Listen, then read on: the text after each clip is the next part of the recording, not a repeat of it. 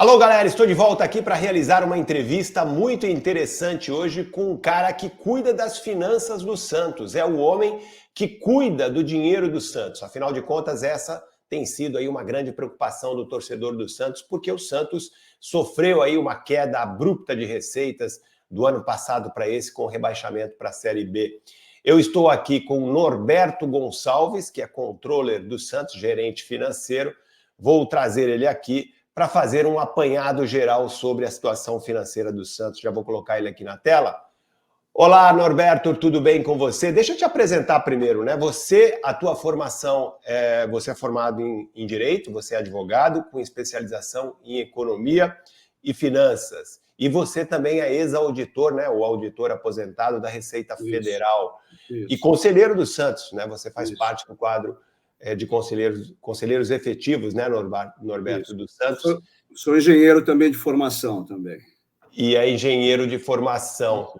Sim. Que pepino você tem nas mãos, hein? Cuidar das receitas, administrar a situação financeira de um clube gigante como o Santos, mas que vive aí o drama do rebaixamento. Santos este ano só teve 2 competições para disputar o Campeonato Paulista e agora a Série B do Campeonato Brasileiro, e a gente já sabe o quanto isso afeta a situação financeira de um clube.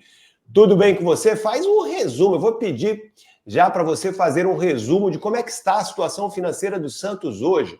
Uns falam em dívidas de 500 milhões, 600 milhões, já falaram até em 700 milhões. Como é que está a situação financeira do Santos, que este ano já teve que se livrar aí de alguns bloqueios da FIFA, transfer bans, pelo não pagamento de dívidas herdadas das últimas gestões? Como é que o Santos está se virando nessa situação toda, meu querido? Grande abraço e obrigado por aceitar o convite aqui para dar entrevista ao meu canal.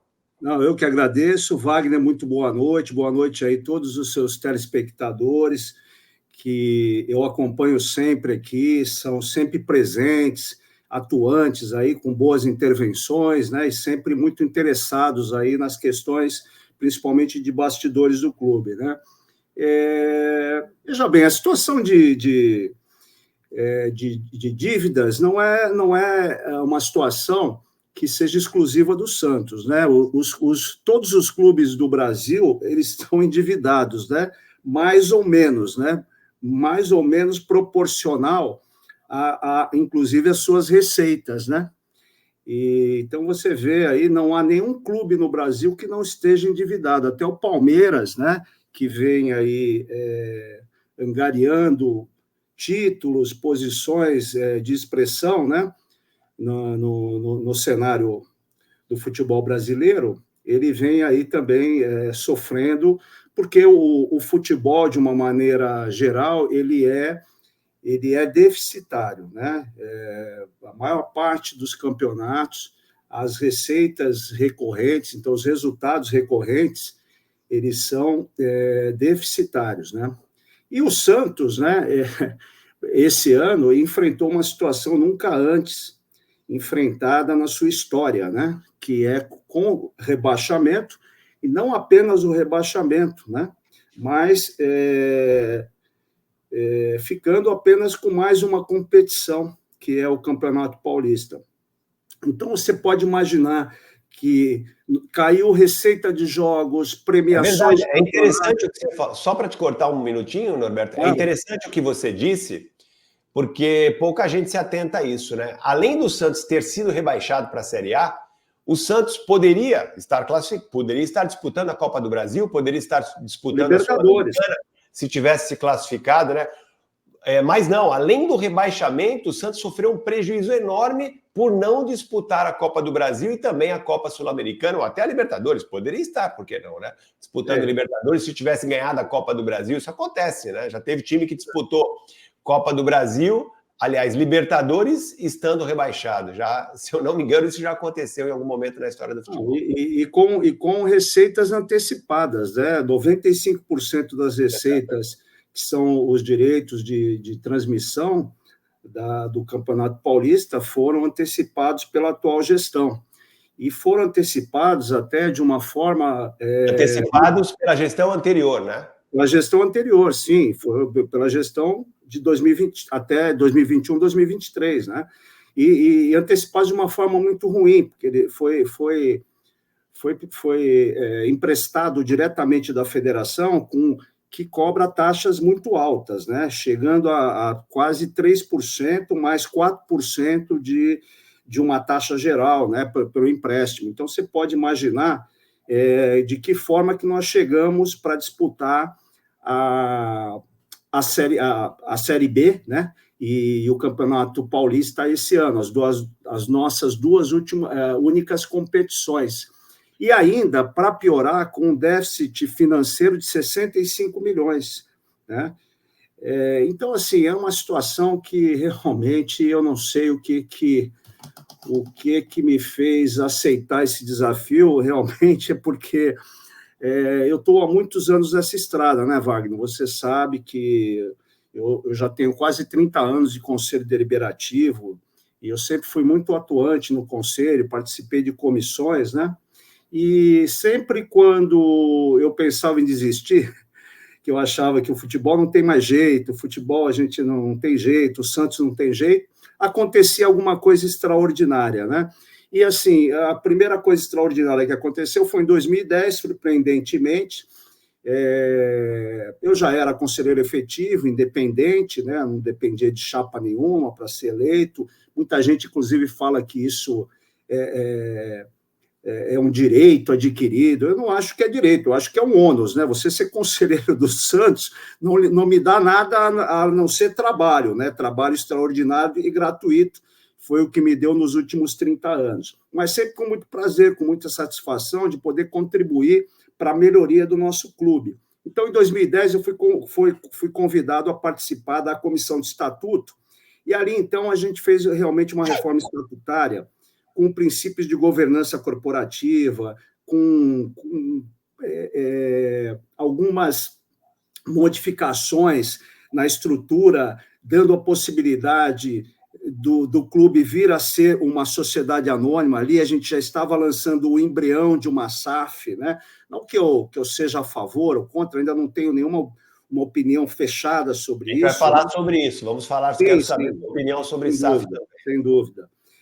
E tivemos ali, escrevemos o capítulo da gestão financeira e administrativa do clube, estabelecendo princípios, criamos a polêmica, o polêmico comitê de gestão, né, uma forma coletiva de gerenciar, querendo trazer algo de novo, porque até então nós vínhamos de um período que houve muitas conquistas, mas do ponto de vista da gestão, a gente via a necessidade de ter uma mudança, uma modificação, principalmente porque o clube tinha um conflito entre gerentes executivos e diretores estatutários, né? Então, o gerente executivo que tinha compromisso, que eram remunerados, com o diretor estatutário que tinha um poder estatutário, mas não tinham compromisso, não tinham a obrigação de estar no clube, isso gerava um conflito. Então, a gente precisava pensar numa estrutura profissional dentro desse modelo de associação que o clube e foi o que nós criamos. Então, o clube criou um organograma no qual que permanece até hoje, no qual você tem o comitê de gestão lá em cima e para baixo você tem uma estrutura totalmente profissional. E a ideia de se implantar muitos sistemas de controle. O clube tem o sistema Proteus, né, da TOTUS, que faz o controle gerencial. E vou te dizer que dos motivos que eu cheguei, na verdade, eu comecei a ir ao clube em dezembro, logo depois que o Marcelo ganhou a eleição, embora eu tenha até indicado lá atrás que achava que o Marcelo era o melhor candidato, como realmente era o único candidato possível capaz de enfrentar essa situação. O Marcelo é um estrategista, o Marcelo, a cada dia eu aprendo muito com ele, né? E então eu estava em Portugal já estava aposentado, né? Eu sou como você. Você não estava morando no Brasil quando você é convidado para participar dessa gestão, você não morava no Brasil? Não, eu estava em Portugal, né? Minhas filhas moram lá, eu tenho cidadania portuguesa, eu me aposentei. eu prestava alguns serviços de consultoria à distância, né? E aí, através de pessoas ligadas ao Marcelo, me ligaram e me convenceram a vir conversar com ele. E por muitas vezes eu conversei, disse o que eu achava que precisava de uma nova gestão. A gente ainda não estava numa situação de rebaixamento, né? E eu converso muito com o César Grafietti, que é uma pessoa, um dos principais aí, economistas e especializado em finanças no futebol. Então, eu conversava muito com ele, o Marcelo queria trazer o Grafietti para uma consultoria e queria que eu fizesse uma intermediação, porque eu conheço mais do clube, né? Mas, assim, eu não tive tempo de continuar, o Marcelo acabou não optando por fazer esse estudo pré-gestão, né? E eu realmente só fui saber que eu iria assumir esse cargo logo depois da eleição, quando o Marcelo, então, ganhou a eleição. Eu, obviamente, que votei nele, mas não pude nem fazer campanha, não tinha tempo. E também, obviamente, o interesse do Marcelo era contratar alguém profissional, né? Não ter nenhum vínculo político, né?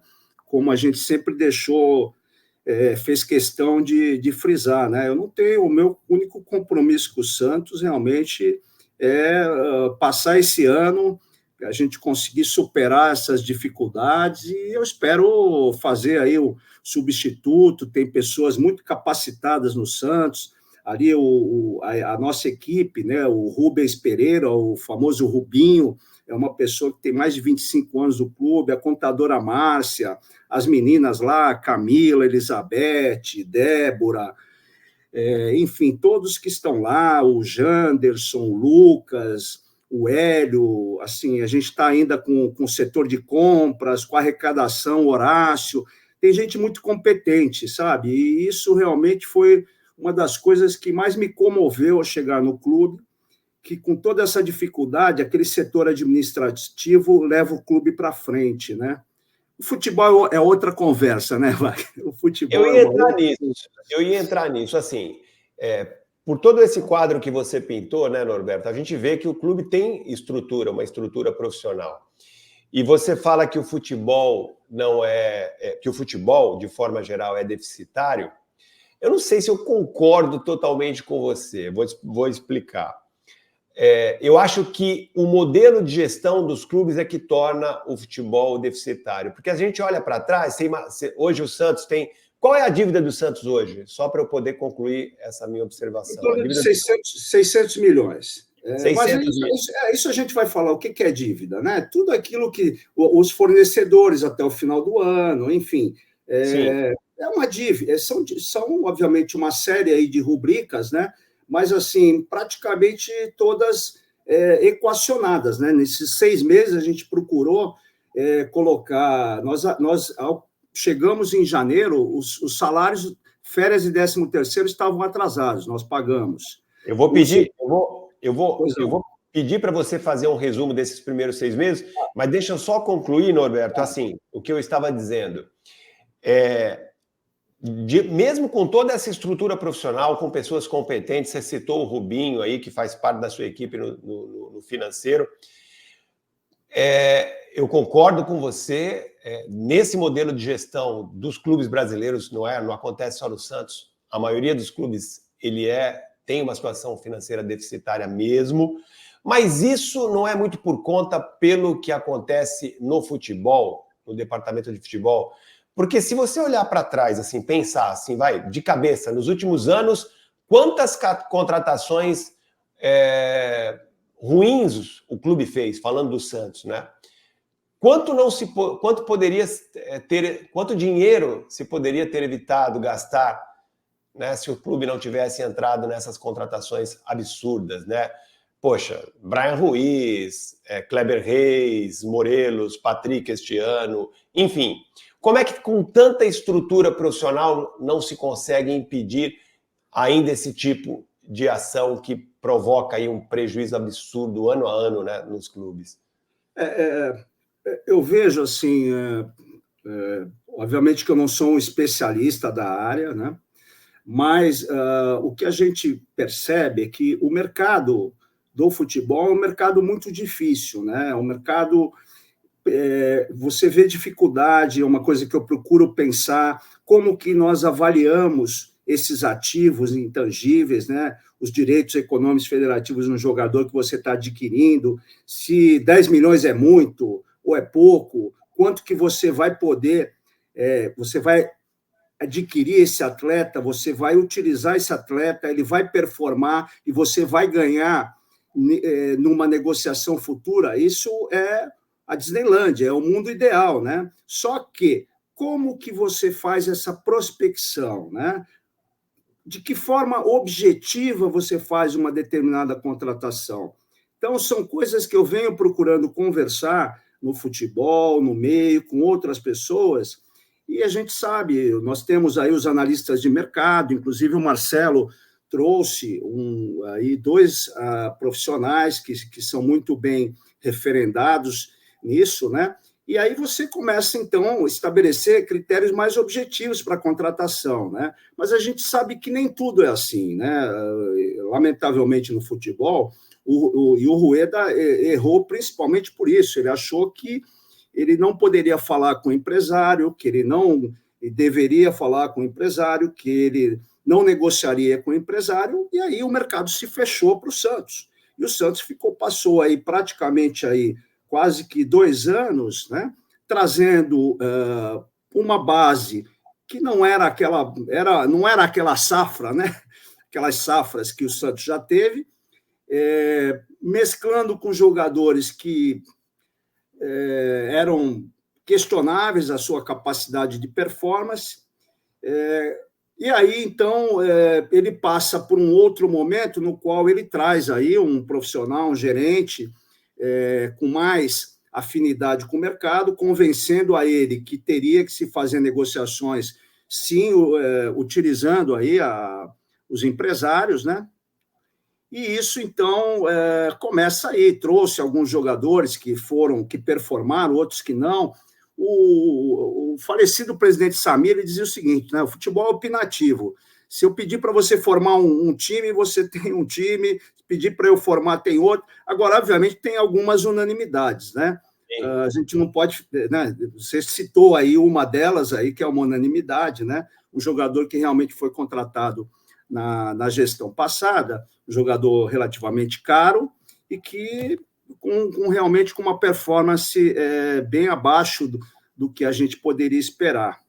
Mas, então, assim, o que eu acho, essa questão do deficitário é porque no futebol, qualquer erro que você cometer, e às vezes é um erro, porque só erra quem faz a gestão, quem administra.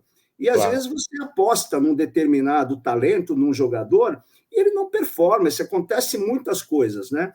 Eu mesmo antes agora de participar, a gente sempre teve mais ou menos perto da gestão, então às vezes quando alguns amigos, a gente assistia o jogo, alguém reclamava porque o jogador saía, falou, olha, tem muito mais coisa aí, tem muito mais variáveis nessa equação do que a gente tem capacidade de alcançar. Você não sabe a situação do jogador, a situação de saúde do jogador, a situação familiar do jogador, a situação dentro do elenco, se esse jogador está integrado ou não. Então, tem fatores psicológicos, de saúde, de performance, físico, etc., e que, infelizmente, às vezes eles não se conjugam, né? Eles não... E isso o jogador não se desenvolve. A gente vê muitos jogadores que... Eu lembro do próprio Gabigol, e o Bruno Henrique saíram daqui, porra, ninguém... Hoje eu acho que todo mundo fala assim, puxa vida, se eles estivessem de volta aqui, né? Enfim, a gente não sabe, o futebol realmente é algo... Por isso que é maravilhoso, né? Por isso que a gente adora, né? Porque até os 45 do segundo tempo o resultado não está definido muitas vezes, né? Eu concordo com você em partes, eu acho que sempre qualquer aposta tem um risco, mas tem algumas contratações que já se sabem, né? Já está escrito que não vai dar certo e poderiam ser evitadas. Agora, Norberto, faz um resumo de como você, se puder fazer um resumo rapidamente, de como você encontrou o clube, você, gerente financeiro, controller, o cara que, né, chegou lá com essa missão quase impossível, o Santos rebaixado, 2 campeonatos para disputar, receitas lá embaixo, clube endividado. receitas antecipadas, né? O campeonato, primeira fase do Campeonato Paulista, o Santos não recebeu absolutamente nada. O que foi feito? Como é que você encontrou o clube, em primeiro lugar? O que foi feito? Como é que está a situação atual? E o Santos sofre algum risco iminente, mais um, de sofrer um novo transfer ban? Porque essa é uma preocupação constante do torcedor do Santos neste ano. O tal do transfer ban, o torcedor do Santos ouve falar a palavra transfer ban, já fica aí horrorizado, cheio de medo. O Santos já passou por 3 este ano, né? Tivemos 3 transfer bans. Corre-se o risco ainda de o Santos passar por isso? Faz esse resumo de como é que você encontrou o clube, o que foi feito e sobre transfer ban. Como eu disse, nós encontramos o clube com um déficit financeiro de 65 milhões, não tínhamos praticamente nenhum dinheiro em caixa, nós tínhamos atraso com férias, 13º, salários, nós tínhamos impostos retidos na fonte e não recolhidos, o que pode até gerar a prisão por apropriação indébita, né? Enfim, nós tínhamos aí uma série de despesas e não tínhamos receitas à vista. Então, a gente sofreu, atrasamos a remuneração, os salários, né? Nós tínhamos, inclusive, uma folha bem inchada, com praticamente 16 milhões, né? Aí a gente reduziu isso para 9, 10 milhões, né? Então, isso foi, assim, uma ação muito rápida do presidente. O presidente veio realmente com um plano muito forte. Quando vocês assumem, a folha do Santos era de 16 milhões. 16 milhões, sim. E aí a primeira medida foi reduzir para 9. Para reduzir para 9, isso. Reduzir para 9, e isso a gente, obviamente que fizemos aí algumas dispensas, né, porque muitos contratos tinham terminado em dezembro, então não foram renovados. Alguns jogadores acabaram sendo emprestados, né? E o Marcelo, ele trouxe aí, ele e o Galo, praticamente 15 jogadores que são os jogadores principais hoje do elenco, né? E uma coisa assim muito interessante, né? Desses 15 jogadores, praticamente 2 ou 3 houve aquisição de direitos econômicos, né? E sempre jogadores com remunerações bem abaixo de times aí da Série A, obviamente que acima da Série B, né? Mas a gente tem que entender, o Santos é um time de Série A, é um time que a torcida, obviamente, que exige, né? E para que a gente... E é um campeonato duro a Série B. Para a gente realmente chegar à Série A, a gente precisava ter um elenco que enfrentasse isso e mais, né? Nós dizíamos que nós precisaríamos fazer um campeonato paulista para realmente chegar. E nós chegamos à final, né? Acho que a perda do título aí foi por detalhes, né? Não vamos entrar em polêmicas, mas né? Enfim, perdemos o título, mas assim, eu tenho certeza que a torcida se encantou com essa reviravolta. Acho que é talvez tenha sido o primeiro clube que tenha caído para a Série B e já tenha chegado a uma final de Série A meses depois, né? Então, assim, com toda essa dificuldade, o que a gente conseguiu fazer? Nós não tínhamos, então, receita do Campeonato Paulista. O Marcelo tem uma habilidade política muito grande, além de ser um estrategista. Então, ele conseguiu algum empréstimo com a Federação Paulista, conseguiu um empréstimo também com a CBF, né? Demos sorte, pegamos aqui o Marcelo para essa gestão. Você imagina se outra pessoa tivesse assumido o clube nessa situação? Situação muito difícil, Wagner, é impressionante. Assim, eu passei os 3 primeiros meses da minha vida aqui agora, talvez tenham sido os piores da minha vida. Assim, eu nunca enfrentei uma situação, graças a Deus, nunca tive nenhuma dívida pessoal, né? Por sorte, obviamente, tive um cargo público, tenho outras atividades. Eu acho que você nunca recebeu tanto telefonema de credor como agora. É verdade. E olha, eu vou te dizer, nós atendemos todos os telefonemas, falando para todos, porque o que a gente precisava passar para o mercado era credibilidade, né? acho que a gente tem que ter responsabilidade. A gente tinha acabado de assumir o clube, a gente não poderia negar que devia, né? Então, eu lembro uma das passagens, por exemplo, o presidente da Ferroviária me ligou, mas coitado, ele me ligou 3 meses, né? Eu consegui, fui enrolando, e aí é quando a gente conseguiu uma situação melhor, a gente fez um acordo com eles, né? E estamos pagando ainda, fizemos em 10 vezes, estamos pagando. Então, a dívida do Zanocelo, você está falando? Zanocelo, a compra do Zanocelo. Pois é, aí ó, entra naquela história do clube é deficitário por má gestão. Não tenha dúvida. Uma dívida desnecessária. O Santos jamais deveria ter comprado o Zanocelo por 2 milhões de euros, né? O Santos era um jogador que estava emprestado ao Santos, o Santos comprou porque quis. Isso aconteceu na gestão do Andrés Rueda. Quantos treinadores, né, passaram pelo Santos, né? Quantos treinadores, sim. Por pouco tempo a gente... E eu participei de negociação agora para encerrar vários transfer bans, né, com Krasnodar, o caso Cueva. Olha só, o Cueva lá de trás, né, até hoje ainda gerando problema para o clube, gerou um transfer ban. E todos os transfer bans a gente vem derrubando, né? Mas vem derrubando por quê? Nós fizemos 2 ou 3 vendas muito expressivas, né? Só para a gente lembrar, foi o caso da dívida do Cueva com o Krasnodar, foi a dívida com o Argentino Júnior pelo Carabarral e a dívida trabalhista do treinador argentino Fabián Bustos. Então foram essas 3 dívidas que acabaram gerando transfer ban e o Santos conseguiu aí solucionar. São dívidas que estão sendo pagas ainda, né, Norberto? Ou exatamente. Não, todas, se eu não me engano, do Argentino Júnior já encerramos. As 2 já encerramos, só ficou parcelada a do auxiliar técnico do Fabián Bustos, né? Que não chegou a gerar transfer ban. Não, veja bem, o que aconteceu... Ele deu um anúncio lá.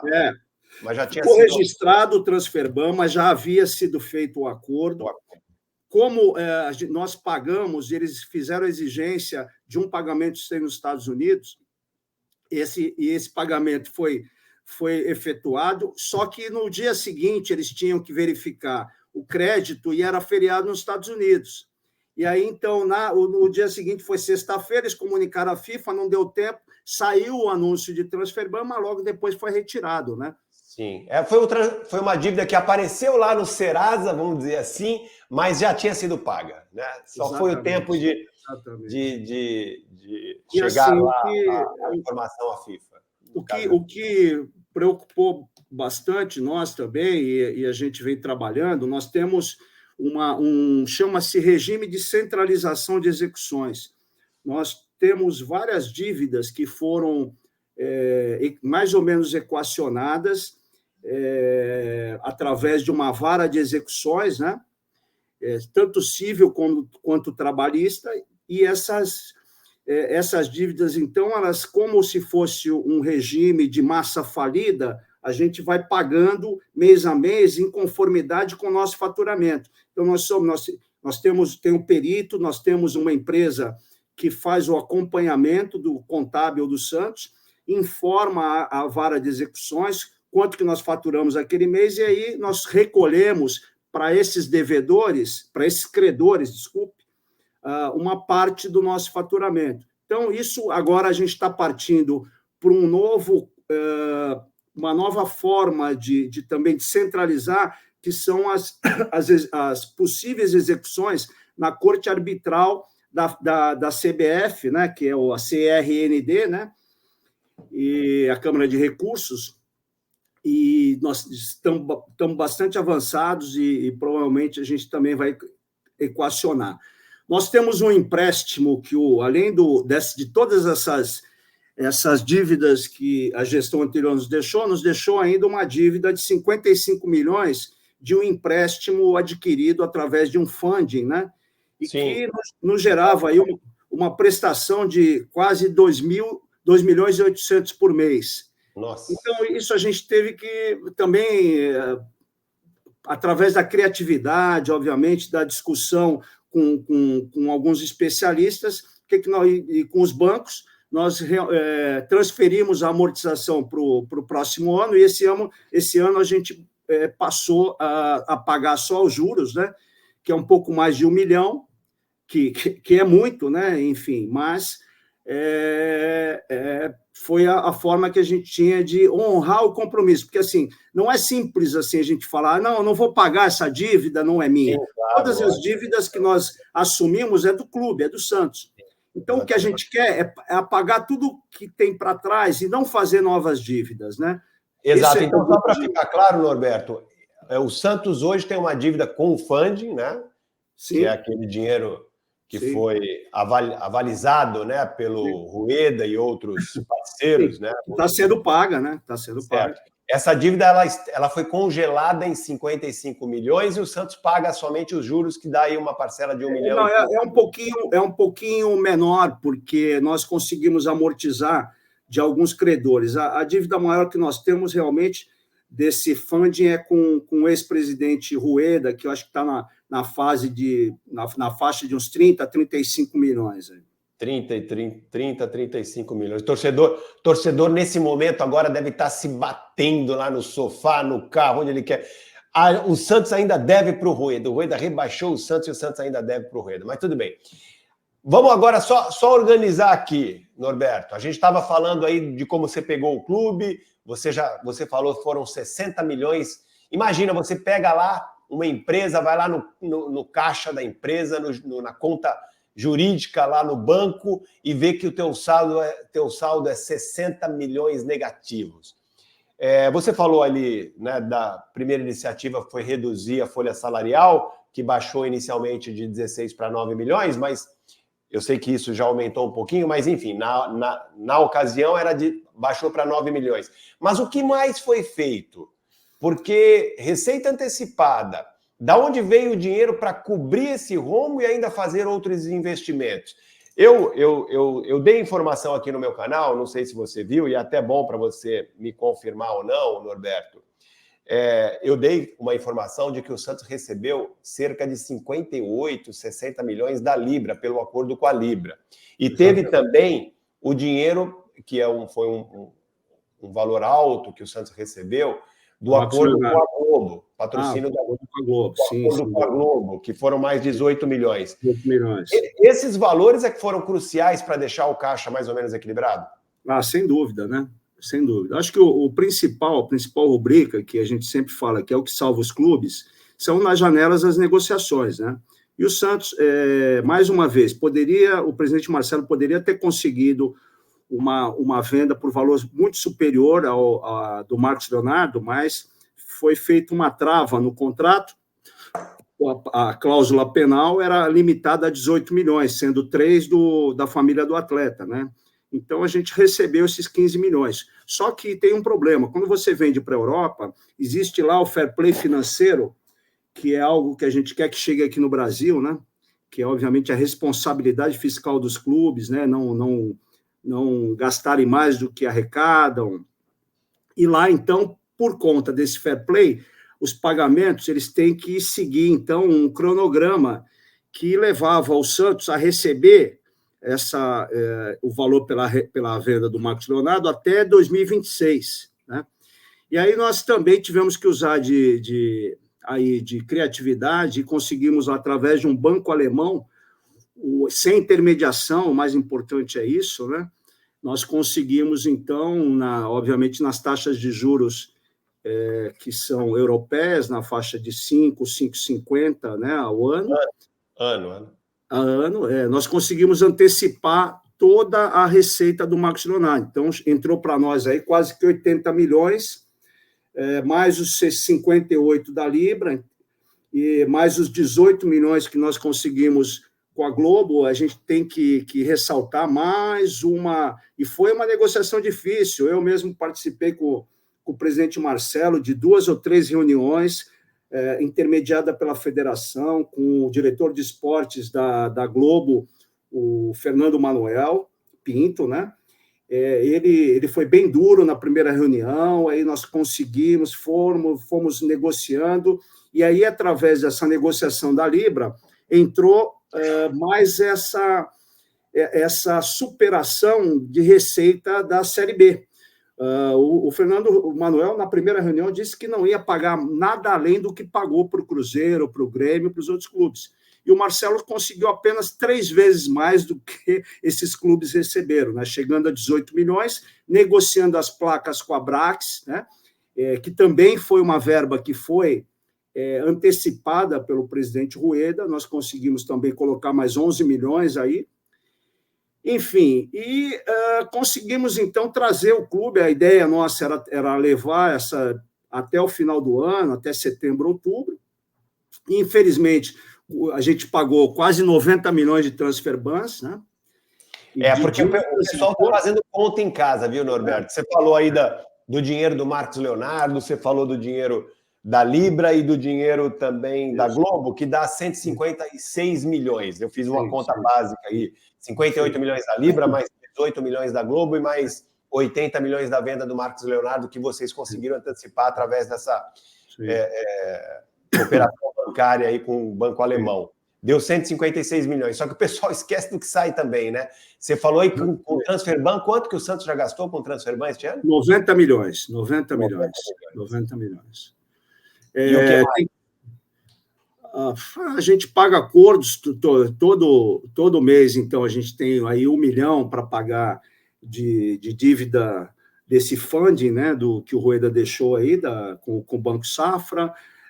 Nós temos outros acordos com atletas, nós temos dívidas de aquisição de direito federativo, né? Por exemplo, o Soteldo, né, você sabe, foi adquirido por 3 milhões, né, de dólares, né? 4 milhões de dólares, não é isso? É que um já tinha sido pago ano passado, não é isso, Norberto? Isso. 1 milhão já tinha sido pago inicialmente. Em janeiro venceu, e obviamente a gente não pôde pagar, e agora no dia 31 estava vencendo também mais uma, e aparentemente aí talvez a gente coloque ele numa negociação e consiga, então, saldar mais essa dívida aí que foi deixada aí pela antiga gestão. Enfim, e assim vai. E temos aí dívidas ainda da aquisição do Joaquim, da aquisição do Jean Lucas, né? Recebemos agora um prêmio de metas, né, que o Jean Lucas alcançou ao jogar lá 25 partidas, né, no Bahia. Recebemos 500 mil dólares, né? Enfim, e assim, um trabalho também que tem que ressaltar do Armênio Neto, que vem para capitanear o marketing, né? Armênio Neto, que é o novo gerente de marketing do Santos. É um profissional assim que dispensa comentários, é alguém que fez lá atrás a projeção da carreira do Neymar. Ele é um profissional muito respeitado no mercado e conseguiu, assim, melhorar muito as verbas de patrocínios, né? Patrocínio de camisa, agora estamos fechando os uniformes também. Provavelmente vai. Mesmo, né, Norberto, que o Santos está aí. Provavelmente com a Umbro, a gente deve receber aí um valor expressivo de 3 milhões, né, de imediato. Enfim, assim, eu realmente teve alguns momentos que eu ficava até deprimido, viu, Wagner? Porque é difícil você enxergar um horizonte, né? Num campo tão devastado quanto nós encontramos, né? Eu lembro que o Marcelo ele assumiu o clube na segunda vez em 2000, se eu não me engano, né? 2000. A segunda passagem dele foi em 2000, de 2000 a 2009. 2009. E não havia elenco, não havia jogadores, né? E, assim, foi investido muito na infraestrutura, e agora a infraestrutura do clube é muito precária, assim, a gente não tem, a nossa arena é uma vergonha, assim, né? A gente tem que falar, eu adoro o estádio da Vila Belmiro, do ponto de vista da nostalgia que a gente tem de ter assistido tantas partidas, eu acho que eu frequento aquilo ali há 58 anos, 59 anos que eu frequento a Vila Belmiro, né? Aquilo é um lugar histórico, né? Um lugar místico, né? E não preciso dizer para você, né? Você já sabe que eu quero ver a arena construída ali, né? Porque é o nosso local, enfim. O projeto é muito bacana, né? Eu tive a oportunidade de estar com o arquiteto, né? Enfim, mergulharmos. O presidente também quer a arena ali, mas a gente ainda tem dúvidas com a parceria, né? Com a W Torre, ainda tem muitas discussões aí no caminho, porque a gente... Você está tocando num assunto que é de enorme interesse do torcedor. Sem dúvida. Afinal de contas, essa parceria... Eu sei que a Arena vai sair de algum jeito, né, Norberto? Mas essa parceria com a W Torre vai sair mesmo? Está sob risco? Como é que está a situação? Veja bem. Não quero também que você... Não, claro. Não, mas é simples. O que eu vou falar, obviamente, é de conhecimento de todos, que há 4 ou 5 anos, né, isso iniciou no Conselho Deliberativo, né, e pela iniciativa do ex-presidente José Carlos Pérez, né, e pelo Walter Torres, né, e o Marcelo Teixeira era o presidente do Conselho naquela época.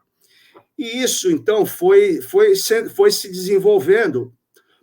Houve mudança de gestões, mas houve 2 aprovações, tanto no Conselho quanto na Assembleia de Sócios. Então, para o Marcelo, é muito temerário ele agora tomar uma iniciativa de romper com a W Torre se não houver uma causa, né, específica.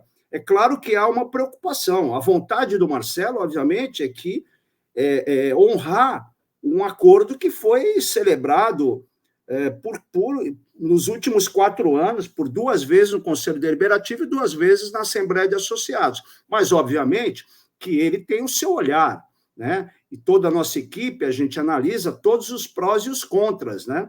E nós, desde janeiro, a gente vem brigando muito com eles. O modelo que chegou até nós para análise era muito ruim, né?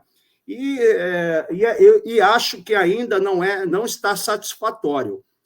E assim, há mais ainda uma preocupação com relação à própria saúde financeira da empresa W Torre, né? Mas, de qualquer maneira, isso está sendo estudado pelos especialistas, pelos advogados, pela equipe aí que o Marcelo contratou, né, para analisar. A gente participou de algumas discussões, mas não é a minha área, né? Não posso aqui, o que eu digo para vocês é um sentimento, é uma pressão que a gente sente lá dentro. Obviamente que o Santos já passou da hora de ter uma arena moderna, né? Isso alavanca as nossas receitas, a gente poderia ter aí receitas de 100 milhões por ano, né?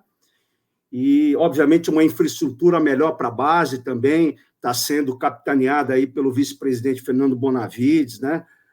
Pela Bruna Gonçalves também, que é da equipe de projetos lá, pelo Luiz Vela, que é o gerente administrativo, todas pessoas muito capacitadas e muito profissionais, né? Então, houve aí uma aproximação de um clube europeu para fazer uma parceria, e eles pretendem aí investir praticamente 150 milhões para uma nova infraestrutura. Esse clube europeu seria qual? O Atlético de Madrid? O Atlético de Madrid, exatamente. Atlético de Madrid. Eles fariam de que maneira? Investiriam 150 milhões? Veja bem, ainda as conversações ainda são preliminares, né? Isso, obviamente, ainda vai gerar um MOU, vai gerar um contrato, né? Mas, assim, o que eu posso dizer, isso nasce, na verdade, de um fundo americano que já fez investimentos em vários clubes menores pela Europa, né? E pela África também. E sempre através de um clube maior, né? Então, fizeram algum investimento, acho que veio pelo Aston Villa, né? Um clube inglês, e são pessoas muito sérias. A gente teve uma conversa muito positiva e a gente acha que isso deve prosperar. Então, assim, o que a gente hoje, a situação que a gente enfrenta é muito difícil, porque vieram muitos profissionais para assumir a base, mesmo no profissional, e o Santos, com uma dificuldade de recursos, né, é muito difícil a gente fazer os investimentos necessários, né, para haver uma melhoria da infraestrutura da base, do feminino, né, todos os segmentos aí do nosso futebol, né? Mas a gente acha que passando esse ano, para o ano que vem, a gente já vai ter três competições, né? Provavelmente, né, a Série A do Brasileiro, o Campeonato Paulista e a Copa do Brasil. Então, com isso, a gente deve, obviamente, começar a alavancar aí já receitas melhores de patrocínio, etc., né? E aí, se Deus quiser, em 2026 a gente estará em todas as competições disputando títulos, se Deus quiser. Legal. Você falou, deu aí um resumo do que foi feito, das dificuldades do primeiro semestre. Agora, para chegar até o final do ano com um caixa equilibrado, o Santos precisa vender jogadores nessa janela. O Joaquim aí está próximo de um acordo com o Tigres, né? O Santos está próximo de fazer uma negociação. Você falou do Soteldo, tem a ver, né, com essa negociação com o Tigres. Para chegar ao ano com caixa no azul, o Santos depende muito da venda de um jogador ou dois, Norberto. Quanto o Santos precisa para chegar vivo, né, financeiramente até o final do ano? Veja bem, eu vou dizer para você que com algumas vendas e mais alguns recursos que nós estamos fazendo uma prospecção no mercado, a gente não para de discutir novas formas de captação de recursos, né? A gente deve chegar, obviamente, que ainda com um déficit nesse final de ano, mas com um déficit substancialmente menor do que o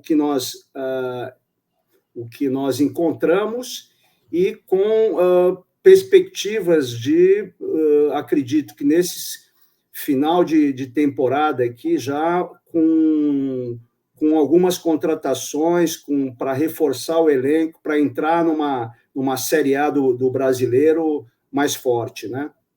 Então, a gente acredita que alguns recursos deverão chegar aqui nesse segundo semestre, através de receitas extraordinárias da venda de jogadores. Nós também temos feito um trabalho muito forte de controle de despesas, né? Muito forte. Eu sou, lamentavelmente, muito criticado, mas eu brinco até que a fila é grande, não tem problema.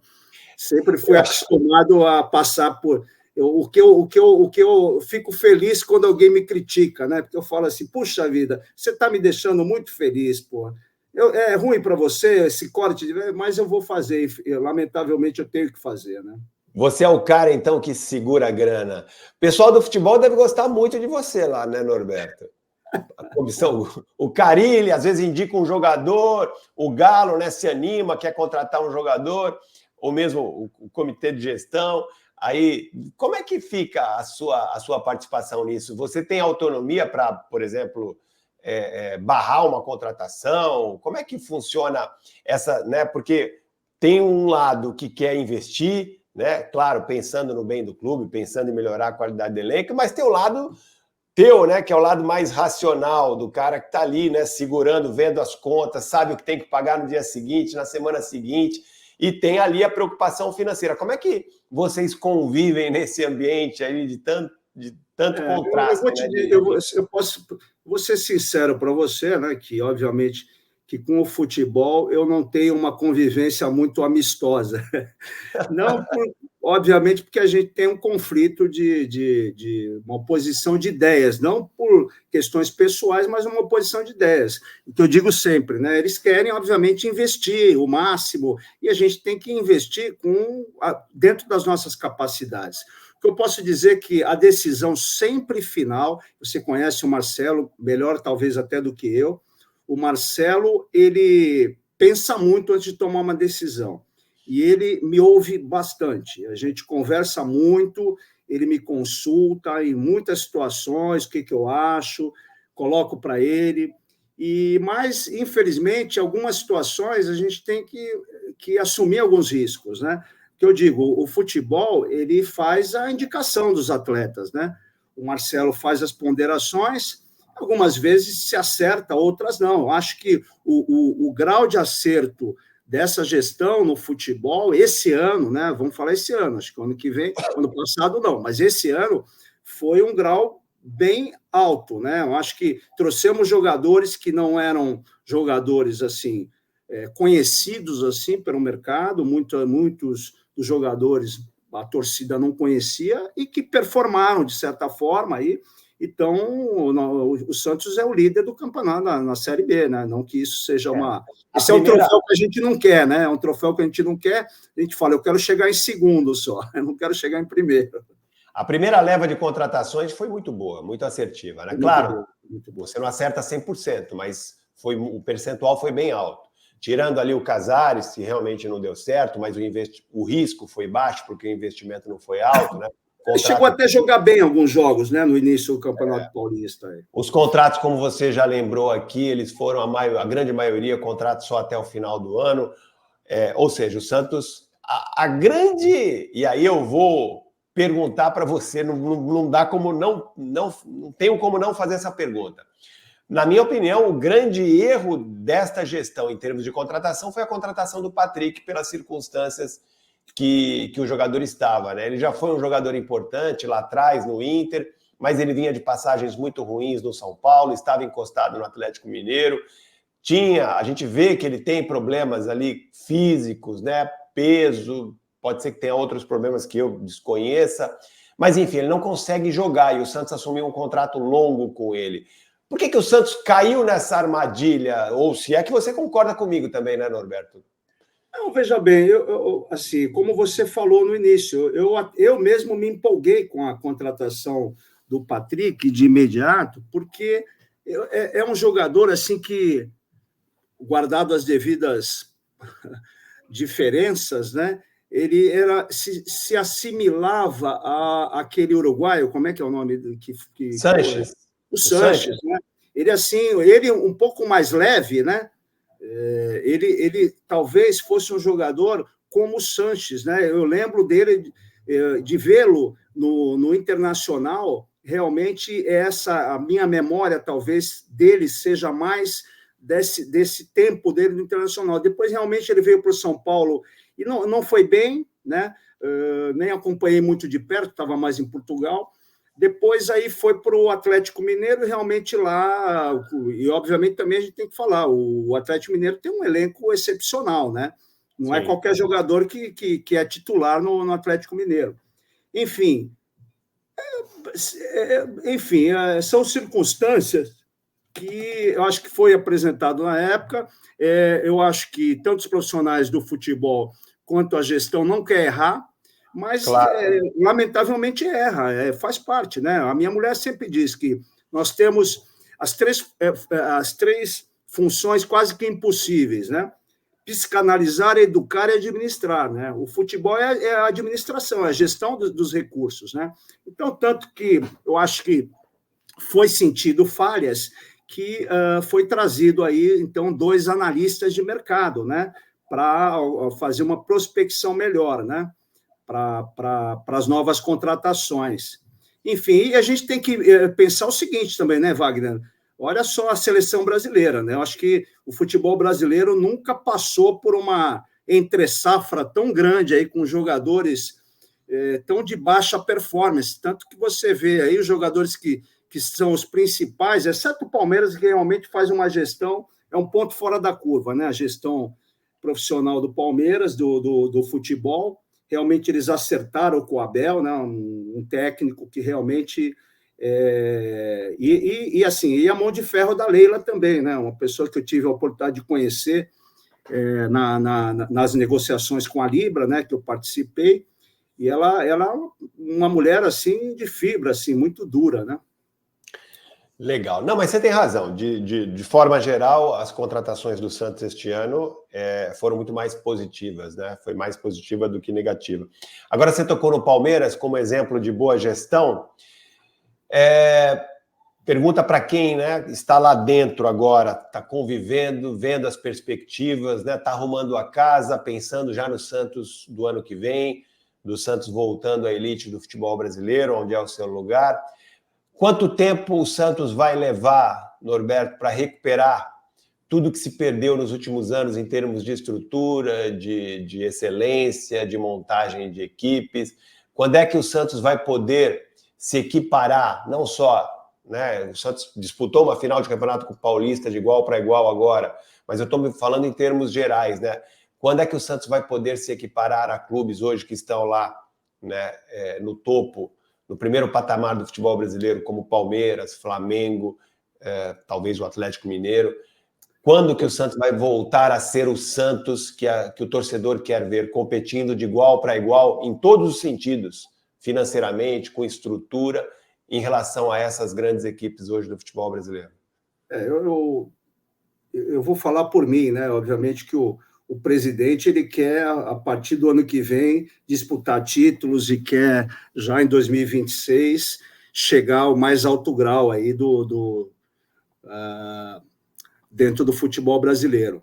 Mas não é fácil. Nós não temos uma infraestrutura, temos um bom centro de treinamentos, equipamentos. O doutor Zogab faz, apesar das críticas indevidas aí das pessoas que eu acho interessante. Eu brinco aqui em casa que a empresa que mais prospera é a Palpites e Palpites, né? A empresa Palpites e Palpites S.A., todo mundo dá palpite, né, em tudo, na medicina, na engenharia.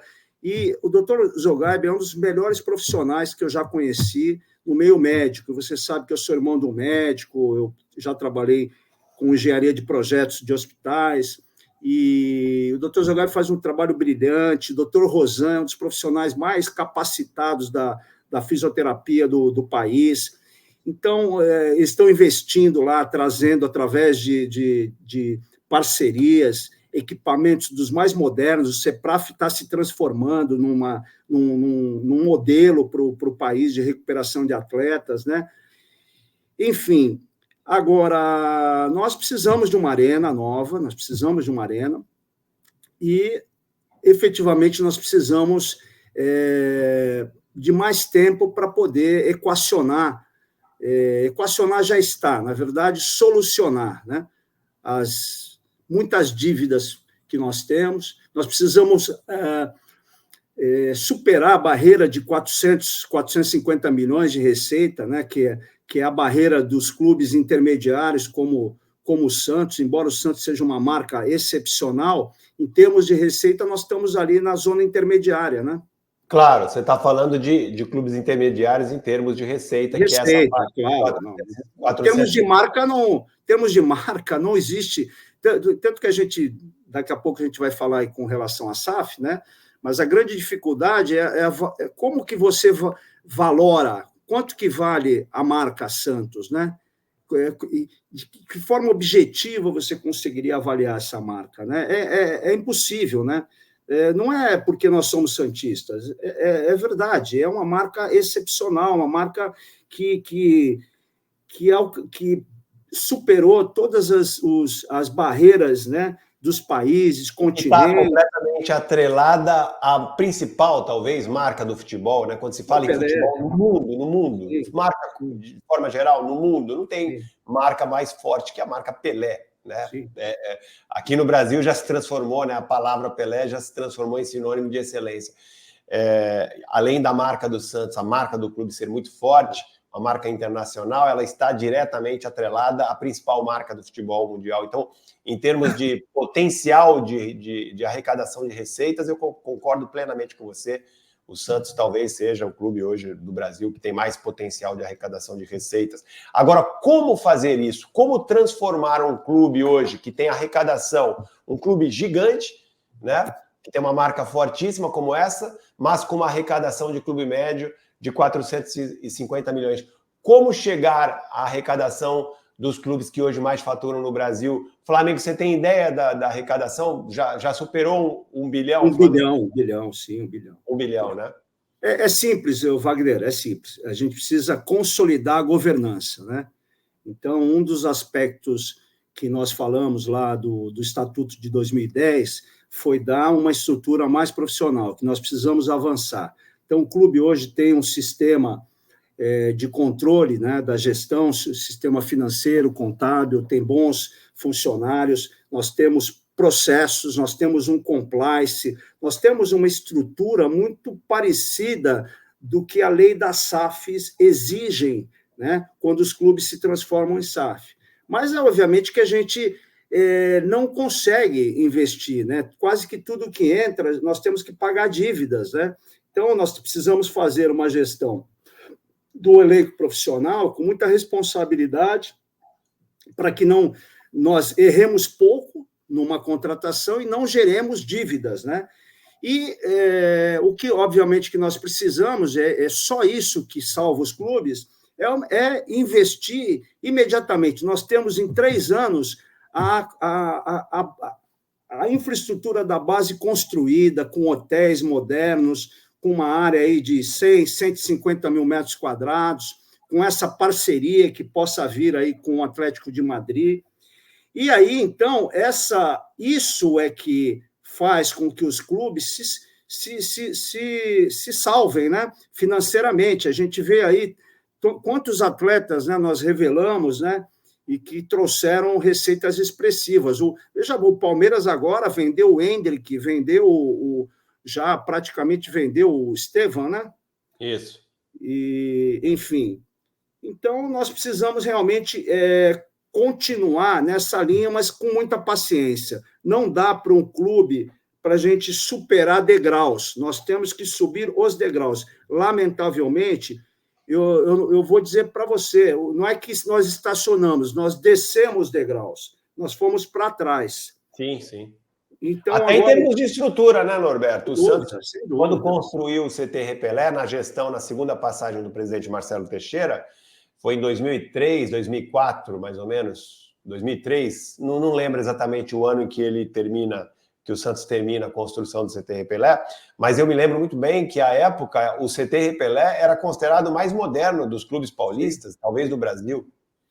Não sei se você sabe, né? Nós tivemos aí com risco de perder o CT Repelé, também por falha das gestões anteriores, né?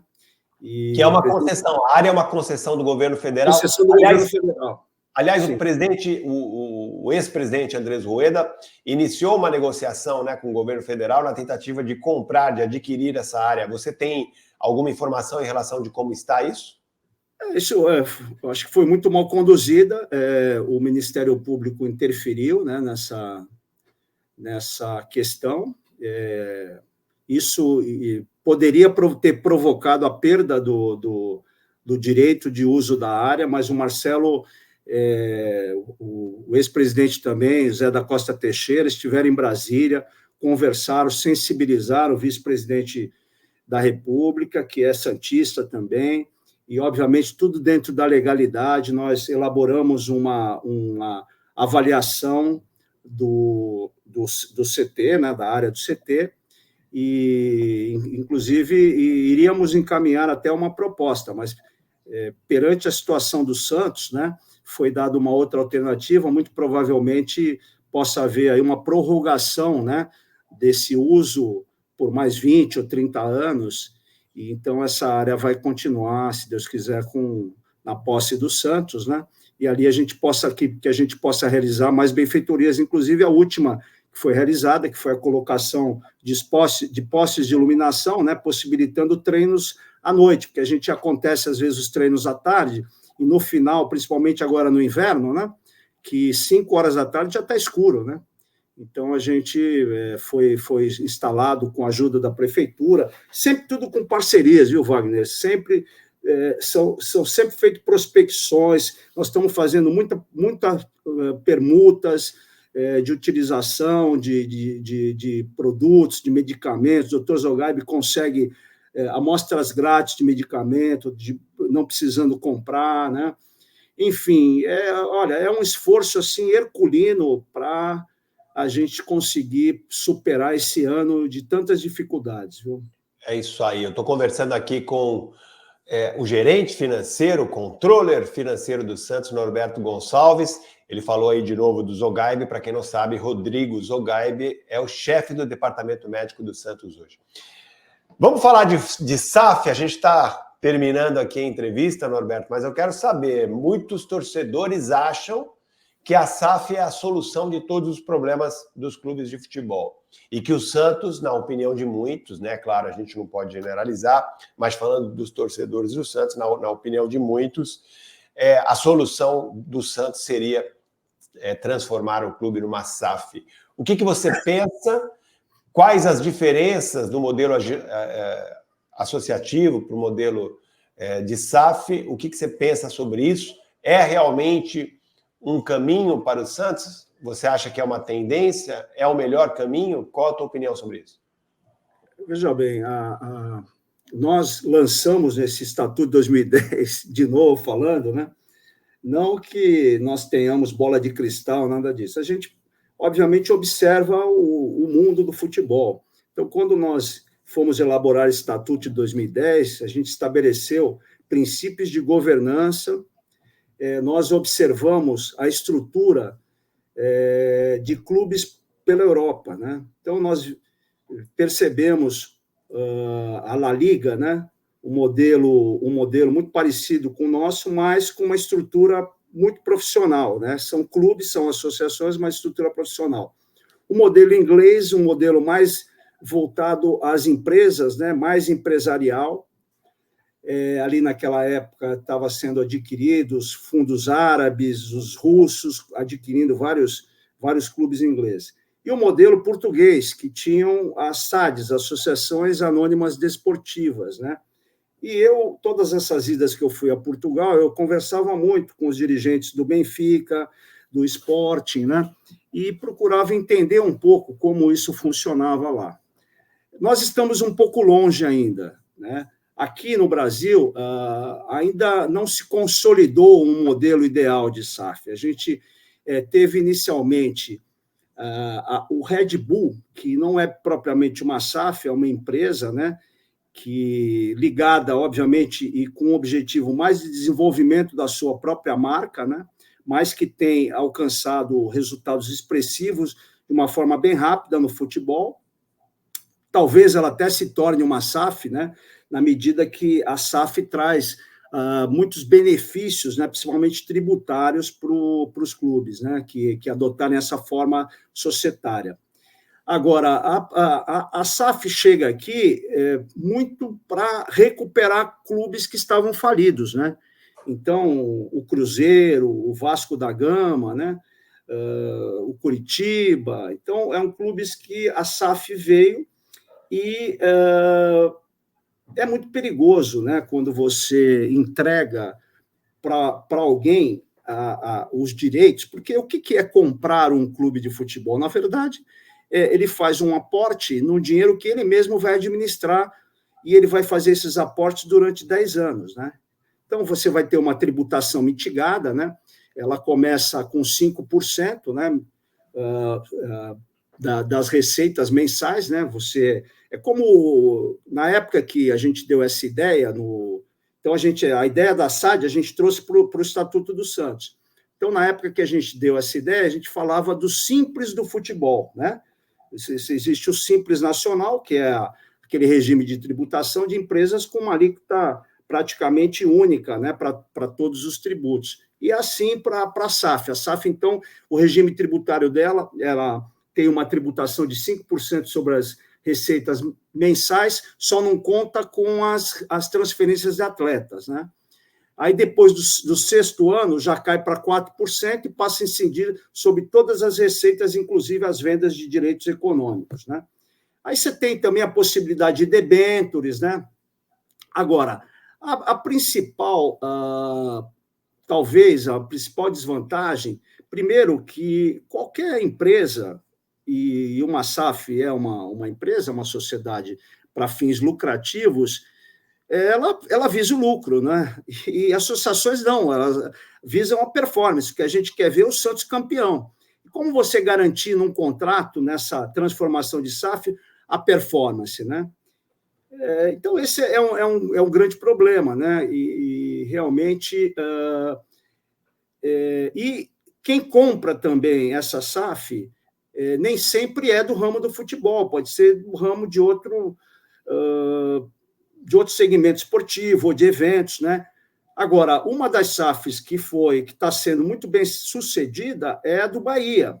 Por quê? Porque ela é adquirida pelo Grupo City, que tem vários clubes, dentre eles o Manchester City, os clubes mais expressivos do... Então, eles têm aí A grande vantagem, então, disso é que esse grupo ele está acostumado com a gestão do futebol. Então, ele vai, obviamente, colocar o Bahia para performar. Ele faz parte também. Agora, o risco, no caso desse, de você pertencer a um grupo que tem outros clubes, é o risco de você se tornar uma barriga de aluguel, né? Um mero produtor de matéria-prima, né? Então vai lá o Bahia, revela um bom jogador, menino estoura e, claro, tá lá o Manchester City, opa, esse aqui é pro meu time. Aí tira do Bahia, põe no Manchester City. Então, existe esse risco. Aí, Wagner, você vai precisar... Eu não quero me alongar, eu não sou um especialista em SAF, mas aí, obviamente, que essa negociação, esse contrato entre a associação e a SAF, a empresa que adquirir a SAF, você vai criar algumas travas, né? Algumas travas para que isso não ocorra, né? Ou não ocorra de forma que prejudiquem a performance do clube. Porque todo mundo acha que vai se transformar em SAF, vai cair aqui um caminhão de dinheiro e nós vamos ter aqui um time galáctico aqui. Não é bem por aí, né? Não é bem por aí, não é bem por aí. Agora, então, pelo atual estatuto do Santos, que você deu aí uma contribuição importante em 2010, 2011, o Santos ele aceita, né, a transformação, está previsto no estatuto do Santos a transformação do clube em SAF, mas com uma limitação sem que o clube perca o controle, não é isso? Exatamente. Hoje, quem quiser adquirir 31, o Santos... 49, poderia ter 49%, né? Poderia ter, no máximo, 49% das ações do clube. Isso também não inibe o investidor, porque o cara, eu vou colocar meu dinheiro lá, vou, né, assumir compromissos, mas não vou ter autonomia. Isso também não atrapalha? Isso depende, né, Wagner? Veja bem, muitos de nós aí, talvez, né, eu não mais, mas já fui um investidor no mercado de ações, né?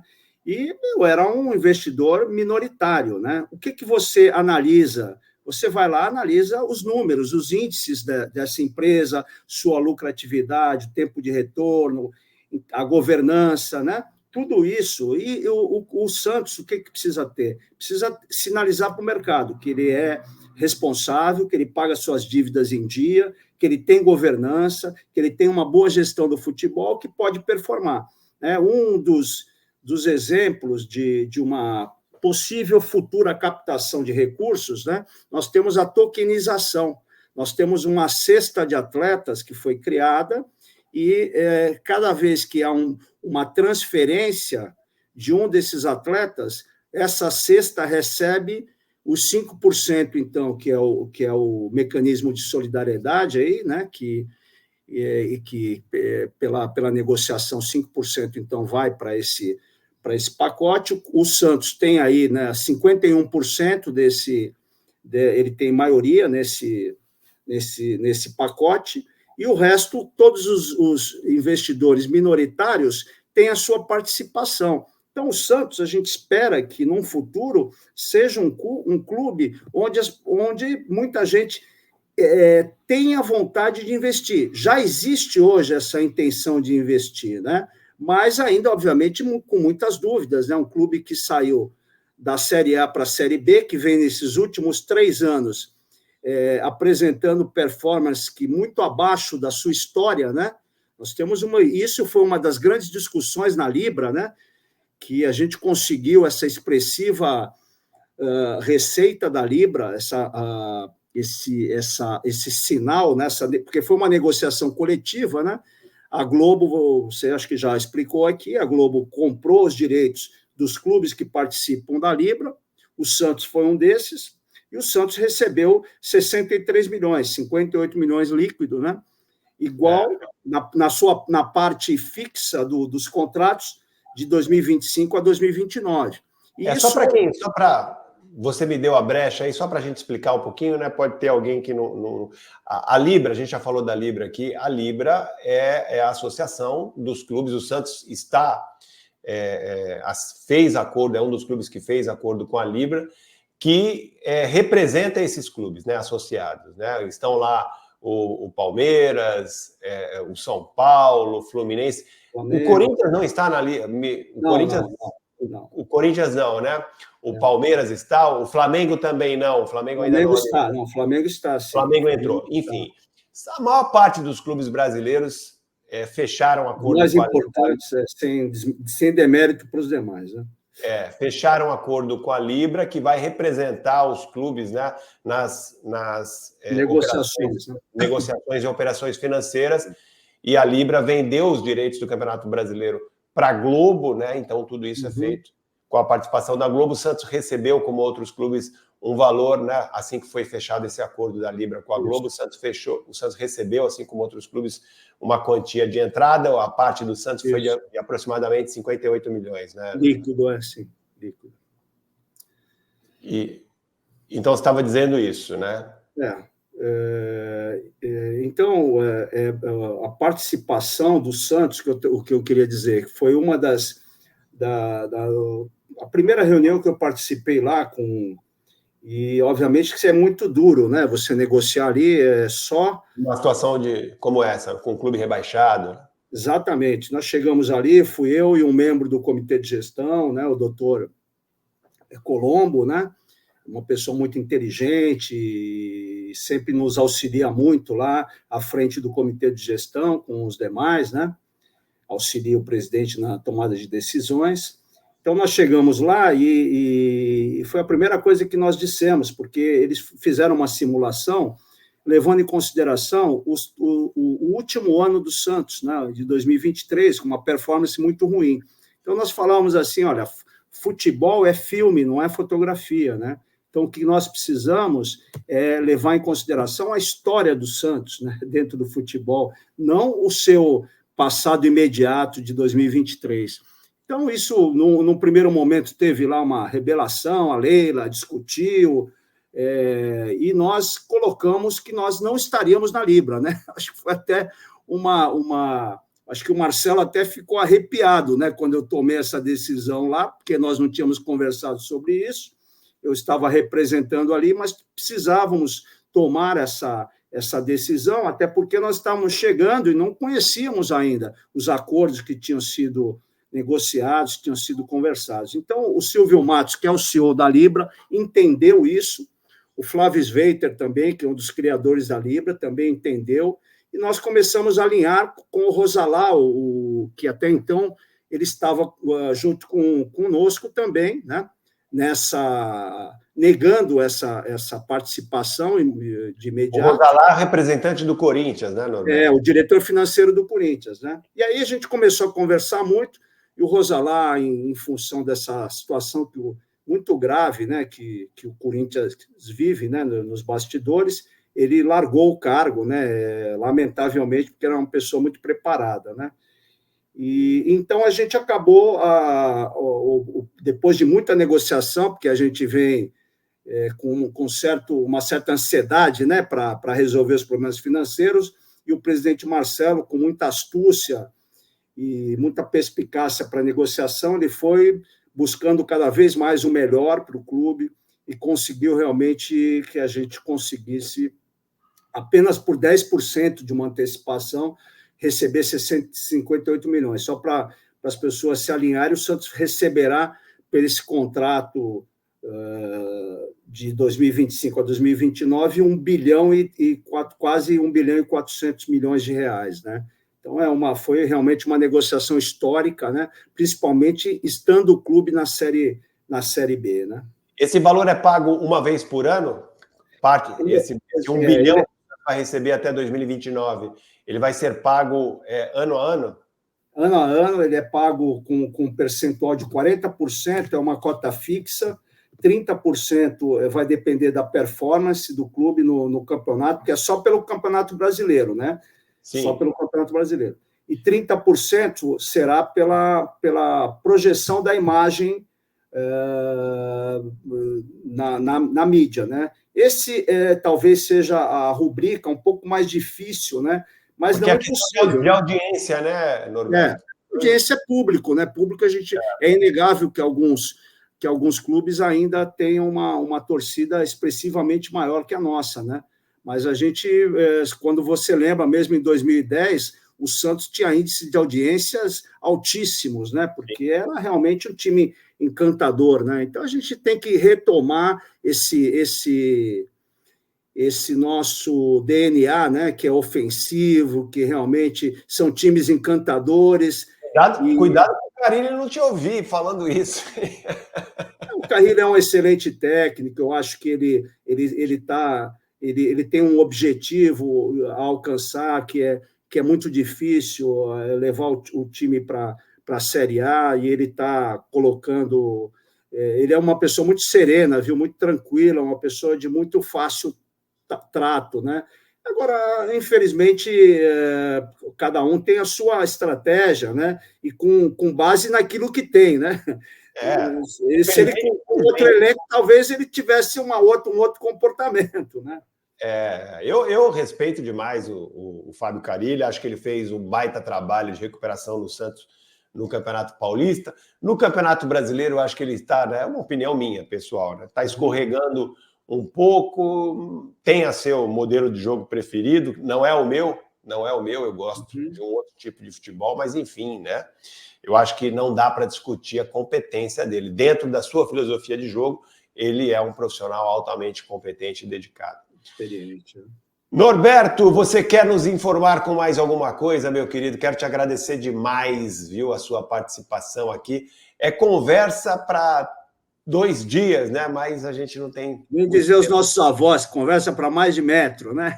Para mais de metro, isso mesmo. Mas, assim, eu quero sempre colocar, o que eu posso dizer para vocês é que, se depender de mim, né, vocês vão ter sempre muita transparência em qualquer coisa que precisem saber. Você sabe que a gente, obviamente, tem coisas que são estratégicas, né, de cada área. A gente não pode, obviamente, ser leviano aqui, colocar, às vezes, uma notícia antecipada de alguma coisa. Mas, assim, o que a gente pode dizer é que, dentro da área financeira, contábil, o clube está muito bem servido, e não vou dizer por mim, não, eu sou apenas um maestro lá, é que eu tenho bons músicos, viu? E os músicos tocam o violino direitinho, porque se arrebentar uma corda lá, a gente já viu, né? Se essa orquestra desafinar, meu amigo, realmente o clube vai estar numa situação difícil, porque ali é o coração, o pulmão, sei lá mais o quê, os órgãos principais do clube pulsam ali pela área financeira. Não é à toa que a nossa porta é fechada, que ninguém é convidado a entrar, e o nosso cofre está muito bem fechado e muito bem guardado, viu, Wagner? Tá certo. Uma última pergunta para você, pergunta simples, fácil. Contrato do Neymar para 2025 já está fechado? Você já acertou o salário? Como é que está a situação? Inclusive, eu liguei para o meu banco e pedi um aumento do meu cartão de crédito lá, porque eu vou contribuir para essa contratação. Quem sabe, né? Não é difícil, não, viu? Eu vou te dizer que, se depender do presidente, o Neymar já estava aqui, viu?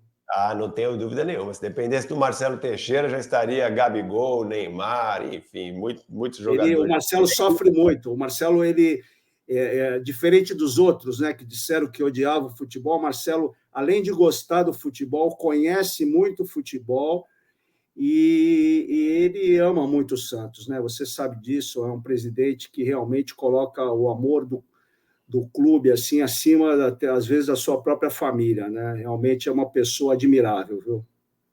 Legal. Norberto, a negociação do Moreiros foi boa para o Santos? Deu uma aliviada? Vai ser emprestado até o final do ano, né? Para o Atlético Nacional? Deu aí uma... Eu não recebi ainda o contrato, né? De empréstimo, mas pelo que eu soube, acho que na faixa de 70% eles vão assumir lá do salário. Isso, obviamente, que alivia muito nós, né? E tira essa carga do atleta e do próprio clube, né? Porque eu não acho que, assim, é muito difícil. A gente que, sei lá, eu pratiquei, eu brinco, né? Eu nunca fui bom em nada, mas fiz de tudo no esporte, né? E quando a gente lembra, né? A gente critica muito jogador de futebol. E se as pessoas imaginarem que apenas 5% dos jogadores de futebol estão nesse nicho de jogadores que ganham acima de 10 salários mínimos, né? A maioria dos jogadores pena aí pelo Brasil, né? 5%, né? A gente está falando aí de um universo de 5%. E para você alcançar esse nível de jogador com algum resultado financeiro, e ele tem que ter uma performance muito forte, é muito treinamento, é muita. Você tem que fazer muita renúncia na sua vida, não é fácil, não. A vida do atleta, muita gente acha que é fácil, não é. O atleta de performance hoje sofre muito, ele tem que trabalhar muito para poder entrar em campo e dar algum resultado, né? Então, não é... Por isso que a gente fala assim, o pessoal, o Morelos é isso, tal. Eu acho que era um jogador, ele queria performar, enfim, tivesse lá... O Morelos não é dele, claro. Foi uma contratação ruim, mal feita, né? Acho que ninguém duvida disso, né? Foi uma contratação realmente...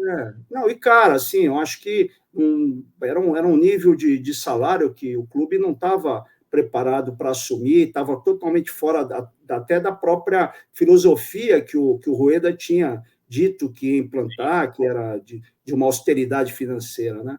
Então é isso, assim, a gente espera que o atleta dê sorte lá e a gente aqui continue aí tentando fazer boas negociações e monte um elenco para entrar na Série A para disputar títulos, né? É isso aí. Que o Morelos tenha muita sorte mesmo lá e vai ser bom para o Santos, né? De repente será contratado lá em definitivo e essa questão fica resolvida de uma vez. Norberto, muito obrigado mesmo pela tua participação aqui. Você esclareceu aqui muitas dúvidas, trouxe muitas informações e abriu aí uma perspectiva positiva para o Santos, né, para o ano que vem, né? As coisas estão aí caminhando, né? Dá para o torcedor olhar aí para o futuro, para o futuro de curto prazo aí, para o ano que vem aí com uma perspectiva melhor, né? Não tenha dúvida. Eu que agradeço, Wagner, o seu programa é um grande prazer aqui poder dar algum esclarecimento para o seu público, né? E santista, né? Ávidos de conhecer, né? Principalmente dessa situação que realmente eu acho que é o ponto nevrálgico do clube hoje, é a situação financeira, mas que a gente está enfrentando com muita responsabilidade e com muito profissionalismo dos nossos colaboradores.